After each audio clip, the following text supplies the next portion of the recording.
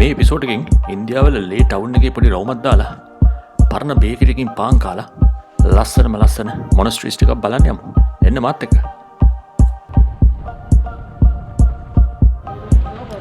මම දැන් ඉන්නේ ලේ සිටි එකේ. ලේ කියන්නේ ඉන්දියාවල උතුරේ තියෙන ටවුන් එකක්. ඔයගොල්ලෝ මගේ මීට කලින් එපිසෝඩ් එක බැලුවා නම් ඔයගොල්ලෝ දන්නවා මම කොහොමද ලේ සිටි එකට ආවේ කියලා. ඇල්ටිටියුඩ් එකට ඇඩ්ජස්ට් වෙන්න ඕනේ ඉඳා හෝටලේ තමයි අද දවසේ වැඩි හරියක් මම ගත කරේ. නමුත් දැන් මම පොඩ්ඩක් යනවා එළියට ඇවිදින්න ලේ සිටි එක පොඩ්ඩක් බලන්න.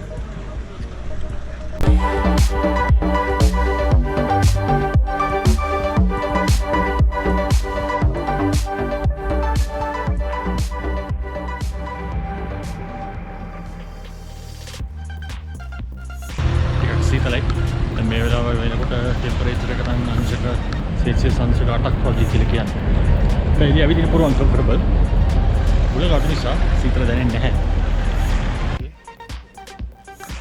ලේ ටවුන් එක shopping කරන්න නම් හොඳ තැනක්. මොකද ලඩාක් region එකට විශේෂ වෙච්ච souvenirs ගොඩක් මේ ටවුන් එකෙන් ගන්න පුළුවන්. ඒ වගේම කාශ්මීරයට විශේෂ වෙච්ච ඇඳුම් පැළඳුම් එහෙම නැත්නම් souvenirs වගේ දේවලුත් හරියට ලේ වල තියෙනවා. මොකද මේට එන ගොඩක් කට්ටිය ලේ වලින් souvenir එකක් අරගෙන තමයි අනිවාර්යෙන්ම යන්නේ. මේ තමයි ලේ ටවුන් ස්ක්වයර් එක. මේක වටේට තමයි ගොඩක්ම කඩ පිටලා තියෙන්නේ. ටූරිස්ට්ලා ගොඩක් මෙතනට එනවා. ඇවිල්ලා ඇවිදලා කරලා shopping කරලා යනවා. ටවුන් එක පොඩ්ඩක් ඇවිදලා ෆොටෝස් ටිකක් ගන්න යන්නේ. මේ ගොඩක්ම තියෙන්නේ කල්චර් එක රිලේටඩ් ෆොටෝග්‍රාෆ්ස්. මේ කල්චර් ගොඩක් වයිබ්‍රන්ට්. කියන්නේ ලස්සන පාට තියෙනවා.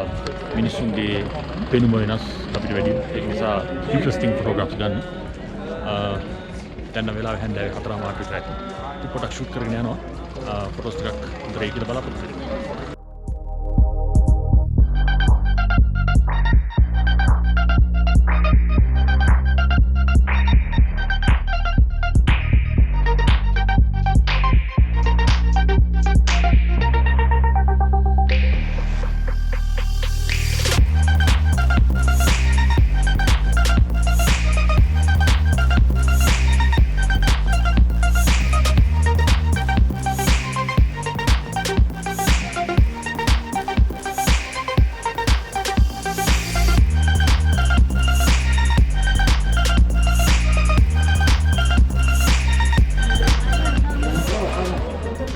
මේක පාරම්පරික බේකරියක්. මේ පැත්ත කට්ටිය ගොඩක්ම කන්නේ නාන් වර්ග නිසා මේ බේකරියේ නාන්, බිස්කෝතු වගේ දේවල් හදනවා. අවුරුදු 100 ගණන් තිස්සේ මේ ක්‍රමයට බේකරි නිෂ්පාදනය කරපු බවයි කියන්නේ. මමත් මේගොල්ලන්ගේ නානුයි මෙන්න මේ වගේ බිස්කෝතු කාලේ බැලුවා. හරිම රසයි.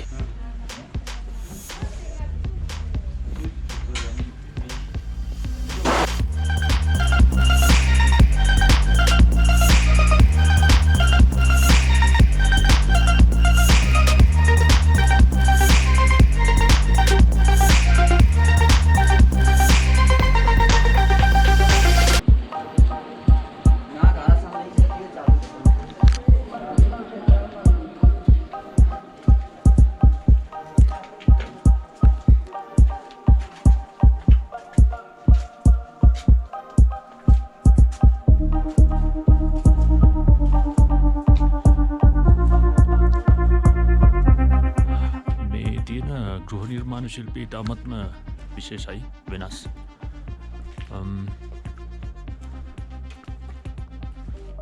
තියෙන සීතල කාලගුණයත් එක්ක අමුතුම පරිසරයක් තමයි තියෙන්නේ.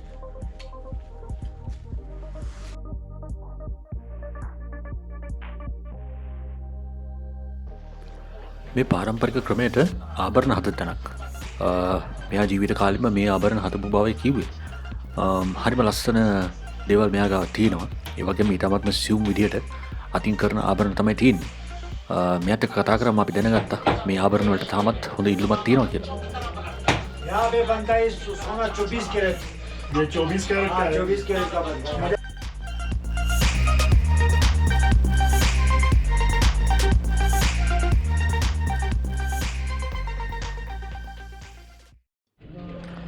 එතනින් පස්සේ මම ගියේ ලේ ටවුන් එකේ තියෙන පොඩි පන්සලක් බලන්න. මේ ඔයගොල්ලෝ දකින්නේ පන්සලේ තියෙන ප්‍රේයර් වීල් එක. ප්‍රේයර් වීල් එක කියන්නේ මේ පළාත්වල මේ රටවල විශේෂයෙන්ම ටිබෙටේ වගේ රටවල පන්සල්වල දකින්න තියෙන දෙයක්. මේක ලොකු කුඩා වශයෙන් තැන්තැන්වල තියෙනවා. මේ ප්‍රේවීල් එක කැරකැවීමෙන් පින් රැස්වෙන බවත් සිත එක්තැන්වෙන බවත් මේ බෞද්ධයෝ විශ්වාස කරනවා. ඒ වගේම මේ ප්‍රේවීල්ස් වල නොයෙක් වර්ගයේ සූත්‍ර ලියලා තියෙනවා. ඉතින් මේ සූත්‍ර කියවනවා වගේම පිනක් ලැබෙනවා කියලා කියනවා ප්‍රේවීල් එක කැරකැවීමෙන්.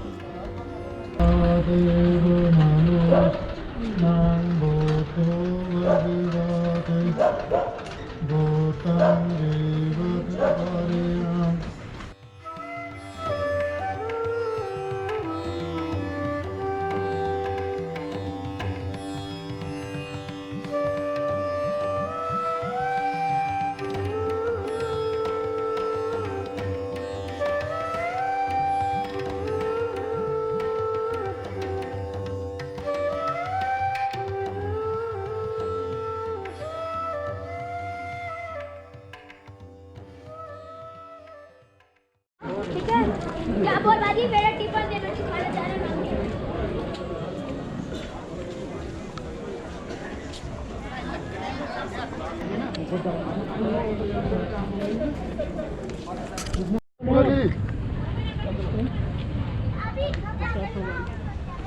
I bought when I came in February.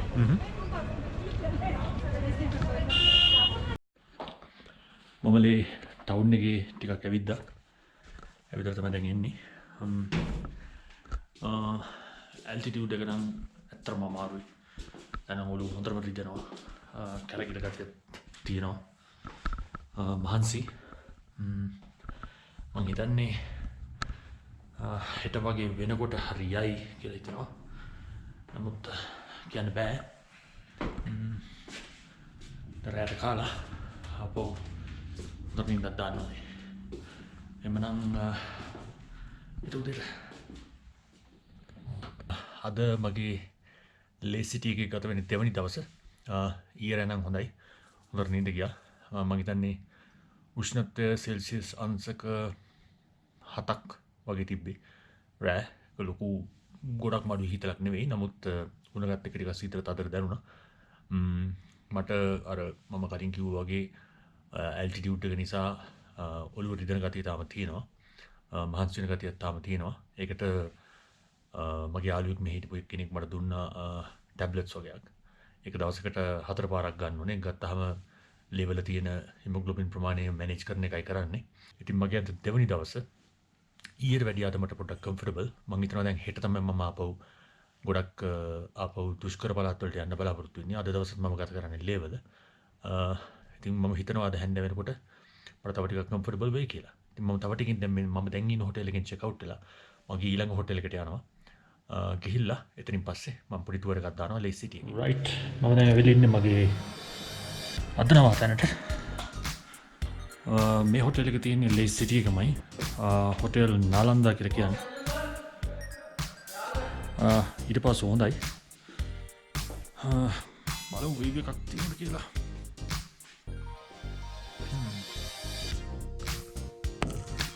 හරි.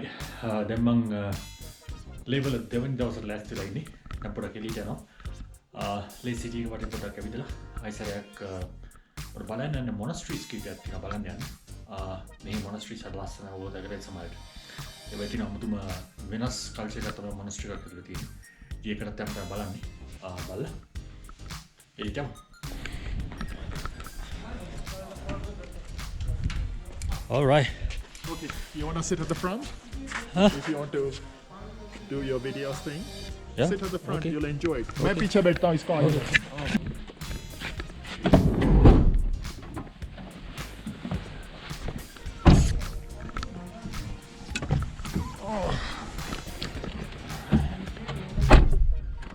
I want another layer anyway.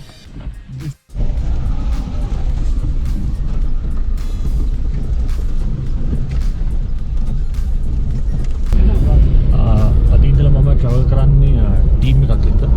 මොකද දැන් මේ වගේ තැනකට ආවහම ඉස්සරහට ට්‍රැවල් කරන එක තනියම යනවට වැඩිය ගෲප් එකක් යන එක ලේසි. ඉතින් අද ඉඳලා අපේ කට්ටිය පොඩි එකතු වෙනවා. ඊයේ මට හම්බ වුණා එක්කෙනෙක්ව. ඊට පස්සේ අද ඉඳලා තව කට්ටියක් යනවා. දැන් මම යන්නේ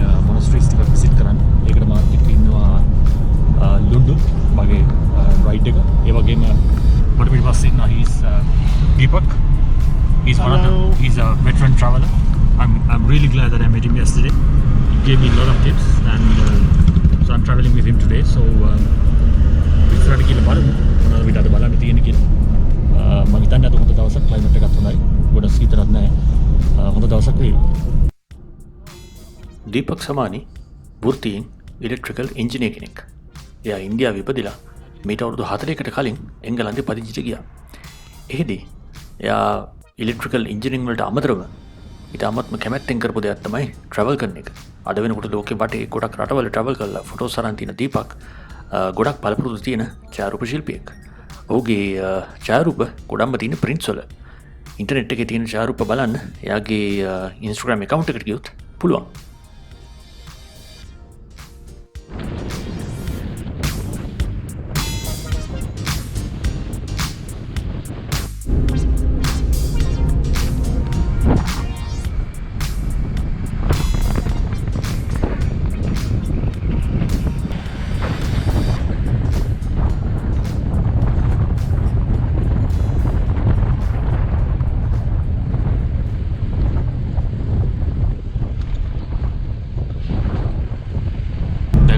සිටිය එකේ ඉඳලා කිලෝමීටර් මම හිතන්නේ 25ක් විතර එළියට ඇවිල්ලා ඉන්නේ. එනකොට ලෑන්ඩ්ස්කේප් එක දැන් ගොඩක් වෙනස්.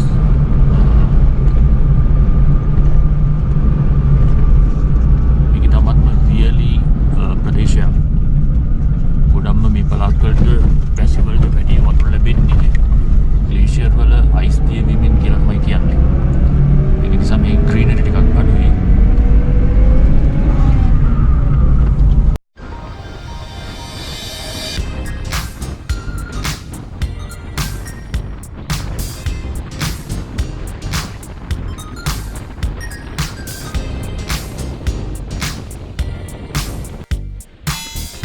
මම දැන් නවත්තලා ඉන්නේ ෆොටෝස් ටිකක් ගන්න ලෑන්ඩ්ස්කේප්.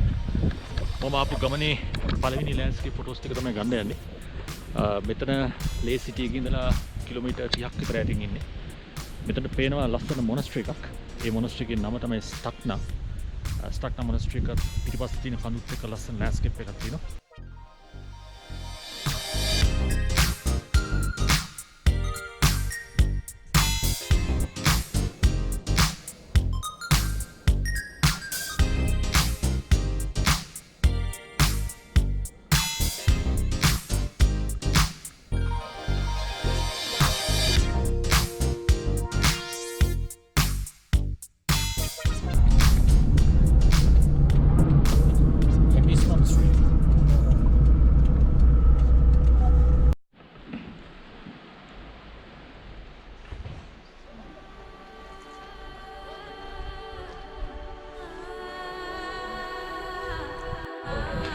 මම දැන් ඇවිල්ලා තියෙන්නේ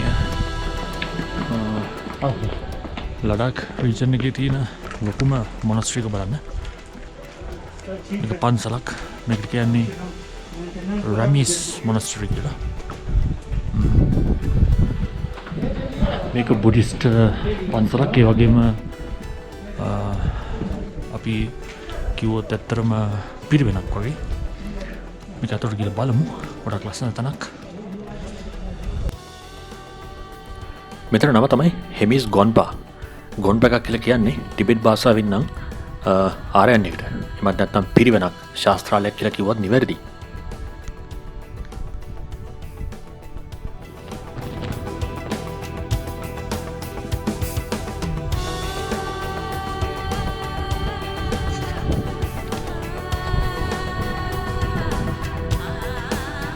හෙමිස් මොනස්ට්‍රි එක අතරම ගොඩ කාලෙක ඉඳලා පැවතෙන එකක්. රාජ කාලේ ඉඳලා හිමාලය රාජධානී තියෙන කාලේ ඉඳලා ඒක අන්තිමට හොඳටම ප්‍රතිසංස්කරණය කළා කියලා කියන්නේ ක්‍රිස්තු වර්ෂ 1672 දී. ඒ කියන්නේ ඉතාමත්ම පරණ මොනස්ට්‍රි එකක් තමයි රෙමිස් ගොන්පා.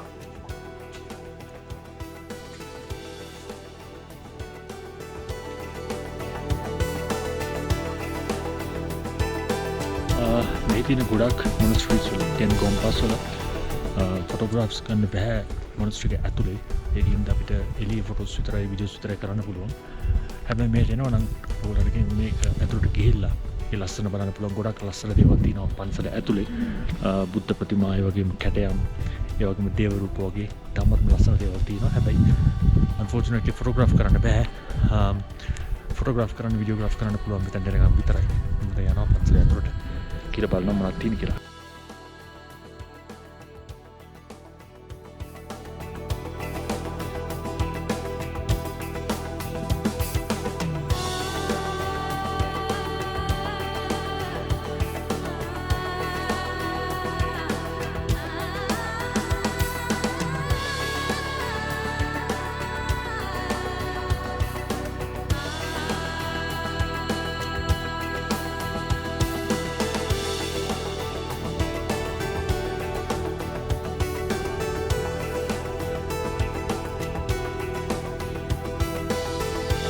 මම දැන් ආවා ලේ ලඩාක් ඒරියා එකේ තියෙන තවත් ලස්සන මොනස්ටරි එකක් බලන්න. මේක ඇත්තටම මේ ඒරියා එකේ තියෙන ලොකු මොනස්ටරි එකක්. ඒක තමයි ටික්සේ මොනස්ටරි.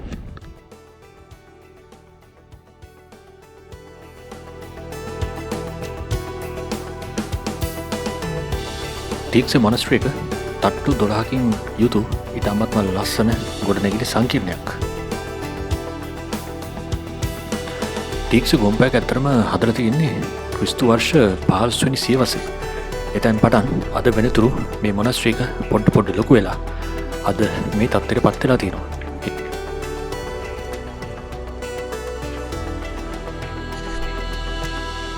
මම දැක්පු ලස්සනම ලොකේෂන් එක පිහිටපු ප්‍රියවීල් එක තිබ්බේ ටික්සේ මොනස්ටරි එකේ.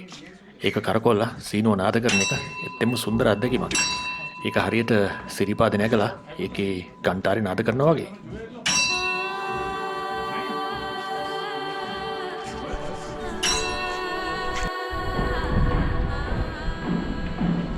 මෙතන ටික්සේ ඒරියා එකේ පුදුම ලස්සන view එකක් තියෙනවා. කොච්චර බැලුවත් එපා වෙන්නේ නැති જાති view එකක් තමයි මෙතන තියෙන්නේ. මේ මොනස්ටරි එක පිරලා තියෙන්නේ. තාමත්ම ලස්සන ප්‍රදේශයක්.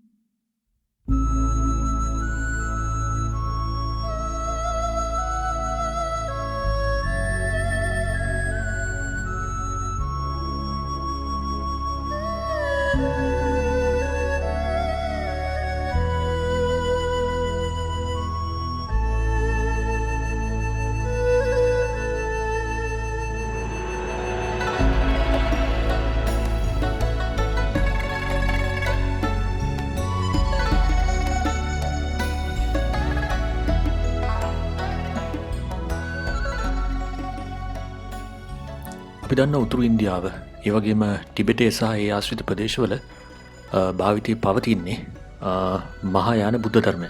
එතකොට අපි මේ දකින ටික්සේ මොනස්ටරි එක වගේම අනික් මොනස්ටරි වලත් මහායාන බුද්ධ ධර්මයට අනුකූල විදියට තමයි ඒවයි වත් පිළිවෙත් ඒ වගේම චාරිත්‍ර වාරිත්‍ර සහ බුද්ධ ධර්මය පවතින්නේ. ඉතින් අපි දකින බුද්ධ රූප දේව රූප ආදිය සියල්ලම මහායාන බුද්ධ ධර්මයට අනුකූලවයි තියෙන්නේ. හරිම නිශ්ශබ්ද තැනක් මේක. මෙතනට ආවම පුදුම හැඟීමක් ඇති වෙන්නේ. ඇත්තටම ශාන්ත ගතියක් තියෙනවා. ඒ වගේම මේ බිත්තිවල ඇඳලා තියෙන රූප, ඒ වගේම කැටයම් ඒවා දැක්කහම මේ දේවල් නිර්මාණය කරපු අයගේ හිතවල තිබ්බ දේවල් අපිට දැනෙනවා.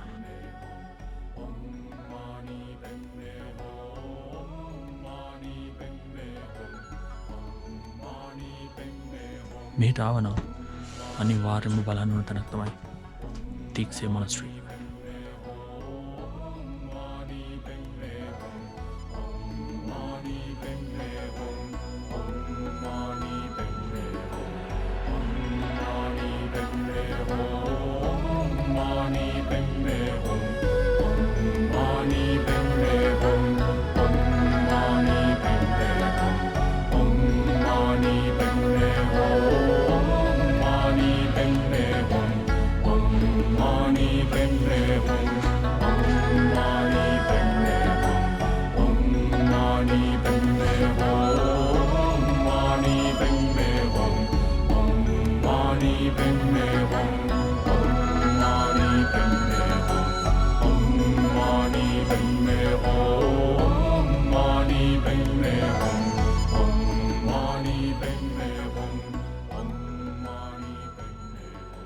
ටීක්සේ මොනස්ට්‍රිකයේ ප්‍රධාන මංගයක් තමයි හිටින බුදුමැදුර.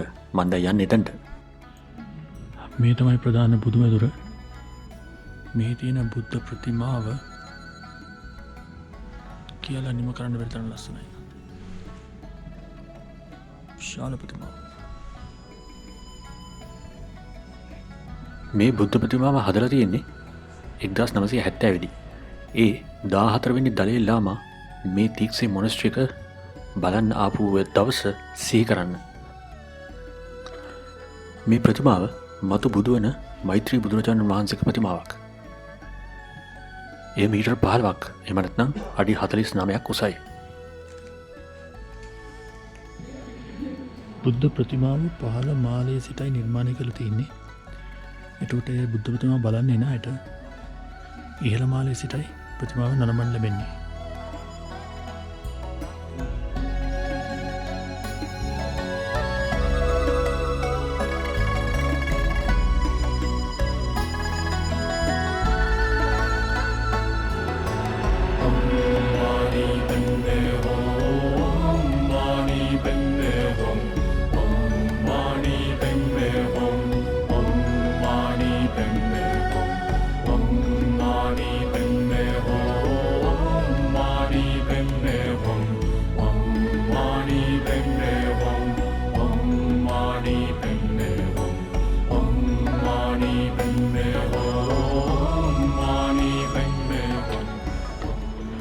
මොනස්ට්‍රිකට ලස්සන view එකක් තියෙනවා.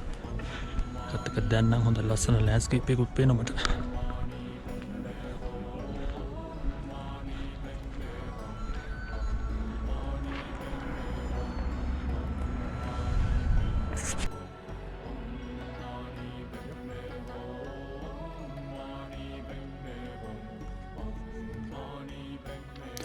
ටීක්සේ මොනස්ට්‍රිකේ හාමුදුරුවරු විශාල ප්‍රමාණයක් වැඩවාසය කරත් ඒගොල්ලෝ අපිට දකින්න නම් හම්බෙන්නේ නැහැ. නමුත් මේ පොඩි හාමුදුරුවෝ නම් පන්සල පුරාම දුවපැන ඇවිදින හැටි දැක්කාම මේ ෆොටෝස් ටික ගන්නේ නැතුව ඉන්න බැරි වුණා.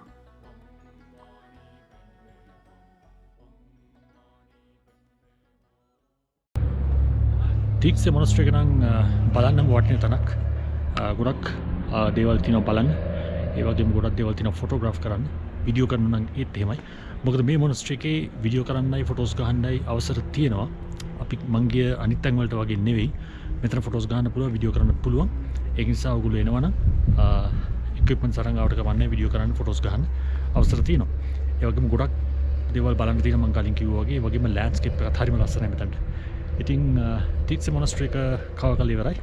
දැන් මං ආපහු ගමන පටන් ගන්නවා හොටෙල් එකට.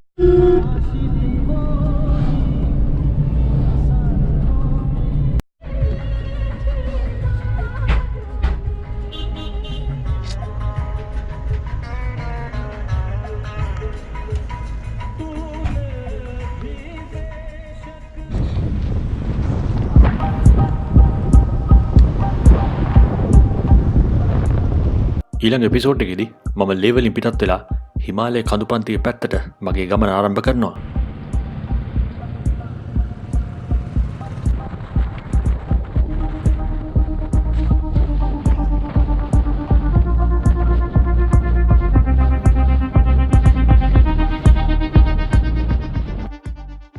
මේ වීඩියෝ හොඳයි නම් මගේ channel එකට subscribe කරන්න. අනිවාර්යෙන්ම ඊළඟ එපිසෝඩ් එකත් බලන්න.